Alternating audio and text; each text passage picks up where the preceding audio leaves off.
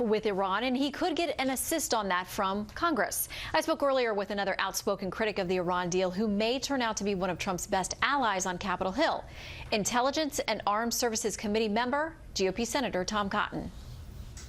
Senator, thank you for joining us tonight. Good to have you. An historic election this week, a lot of changes coming to Washington. Let me talk with you about, first of all, the Iran deal. It is something that you were not a fan of. Donald Trump has said it was, quote, the stupidest deal he's ever seen, and he wants to take steps to undo it. How can he do that? Can Congress be a part of that? How will it work? Well, Donald Trump's right. The Iran deal was the stupidest deal any of us have ever seen. In fact, Iran is violating that deal already. The Obama administration just acknowledged last week that there's another violation of it. The Congress, working with President-elect Trump, can reimpose sanctions on Iran. We can work with our allies to reimpose those sanctions. We have a lot of leverage. We're the world's largest economy by far. We can impose those sanctions for their violations of the nuclear deal and their violations of other obligations, like not building ballistic missiles that can reach U.S. troops and our allies, or not sponsoring terrorism that's been responsible for the deaths of hundreds of Americans, and not destabilizing the entire region. So I look forward very much with working with President-elect Trump to make sure that Iran doesn't continue to threaten American citizens and American interests around the world.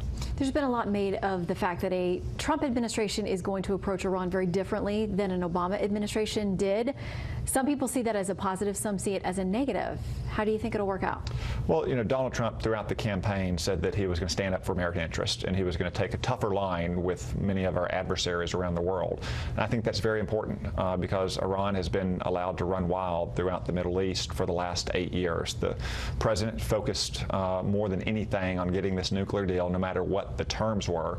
That's one reason why Iran has been destabilizing the region in places like Iraq and Syria, while they continue to support terrorism. And Iran needs to understand that Donald Trump is going to be a different kind of president. Just like the Ayatollahs understood that Ronald Reagan was going to be a different kind of president than Jimmy Carter was, and therefore they released all those hostages the very day that Ronald Reagan was sworn into office. What about Syria? Syria is a very complicated situation because President Obama has stood at a distance and let Syria burn for 5 years. You've had the rise of the Islamic State. You now have Russia that's reasserting itself as a major power in the Middle East for the first time in 40 years. You have a mass humanitarian crisis. So we have troops on the ground in Iraq and in Syria. Ultimately, though, we have to focus on American interests, which is destroying the Islamic State once and for all and ensuring that Syria doesn't become a safe haven for terrorist organizations like the Islamic State or al-Qaeda to launch attacks against us of the kind that we saw in 9/11. Donald Trump made these points throughout the campaign. I think that's one reason why he won last week, because the American people are ready for a president who is going to take a little bit firmer line in defense of American interests. And of course, his critics say that he is a hothead. They worry how he's going to deal with foreign leaders, how he'll relate to them, how he'll handle these very serious foreign policy challenges. You have been supportive of him as the nominee throughout this process. I know you've talked with him. Do you think it's set into him what he's facing, what the reality of what the 45th president of the United States is walking into?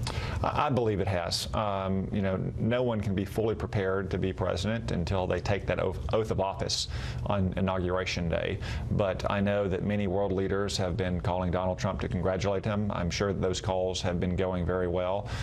Again, we need a new president who is a bit tougher in the defense of American interests. Donald Trump campaigned on that. That's one reason why he won. I think most world leaders realize that America is going to take a tougher line in the world again. That's not just something that our adversaries need to hear. That's also something that our allies around the world have been seeking for a long time, the kind of reassurance that Donald Trump is going to provide them after 8 years of Barack Obama retreating from around the world. I want to ask you a domestic question before we let you go about the Supreme Court. It's going to be one of the very first big decisions that President-elect Trump will have to make.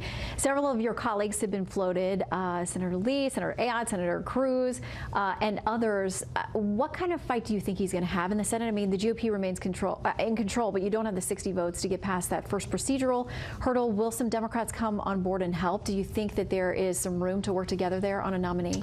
Well, I hope so. Again, Donald Trump promised throughout the campaign to nominate a jurist who would respect the Constitution and the laws of the United States as they're written. not try to impose his or her preferences on the law. He put out a list of 20-something candidates to be his nominee. I think they're all great potential nominees to the Supreme Court. I would encourage him to do that sooner rather than later. The Congress takes its, the new Congress sits about 2 weeks before Donald Trump will get sworn in, so he could submit that, or he can nominate that person beforehand, and much like you do with the cabinet every 8 years, we could start hearings early in January and then maybe have that new justice confirmed by late in January. There's a lot of work waiting for them and 8 anxious justices to find out who it's going to be. Senator, thank you for stopping in. Good to see you. Thanks, Shannon. Great to be on with you.